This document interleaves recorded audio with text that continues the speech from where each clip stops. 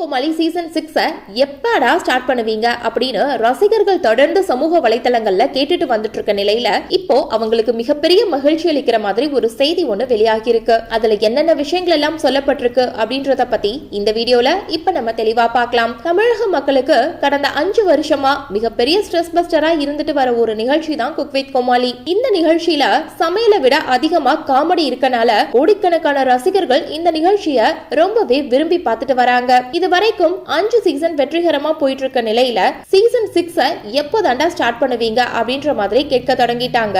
அதே சமயத்துல cook with Comali season 6 வருமா இல்ல வராதா அப்படின்ற ஒரு குழப்பமும் ஒரு பக்கம் அதிகமா போயிட்டு இருக்கு. இதுக்கு காரணம் லாஸ்ட் சீசன்ல மணிமேகலை அவர்களுக்கு பிரியங்கா அவர்களுக்கும் ஏற்பட்ட சண்டை தான். இந்த நிலையில இப்போ குக் வித் கோமாளி சீசன் 6 நிகழ்ச்சியை பத்தி ஒரு சூப்பரான செய்தி ஒண்ணு வந்திருக்கு. அது என்ன அப்படின்னு பார்த்தா குக் வித் கோமாளி சீசன் 6ஓட ப்ரீ ப்ரொடக்ஷன் ஒர்க்க இன்னும் ஒரு சில வாரத்துல பூஜை போட்டு தொடங்க போறாங்களாம். அதுவும் இந்த சீசன்ல இதுவரைக்கும் எந்த ஒரு சீசன்லயும் வராத பல வித்தியாசமான விஷயங்களை கொண்டு வர போறதாகவும் அதுக்குன்னு ஒரு தனி டிபார்ட்மெண்ட் ஒர்க் பண்ண போறதாகவும் சொல்லப்பட்டிருக்கு. இதை தொடர்ந்து இந்த சீசன் 6ஓட செட் ஒர்க்க ஒரு பக்கம் ஸ்டார்ட் பண்ணி ரொம்பவே பிரம்மாண்டமா போட்டுட்டு வந்துட்டு இருக்காங்களாம். ஒன்ஸ் இந்த செட் ஒர்க்லாம் முழுசா கம்ப்ளீட் ஆனதும் இந்த சீசன் 6க்கான அபிஷியல் ப்ரோமோவை ஷூட் பண்ணி ரிலீஸ் பண்ண போற மாதிரி ஒரு சூப்பரான ஹாப்பி நியூஸ் வந்திருக்கு. இந்த ஒரு செய்தியானது இந்த சீசன் 6 வருமா இல்ல வராதா அப்படின்னு பயத்தோட இருந்த ரசிகர்களுக்கு மிகப்பெரிய மகிழ்ச்சியை மட்டும் தான் உருவாக்கி இருக்கு. சோ இந்த வீடியோவை பார்த்துட்டு இருக்க நீங்க குக் வித் கோமாளி சீசன் 6ஓட கிராண்ட் ஓபனிங்காக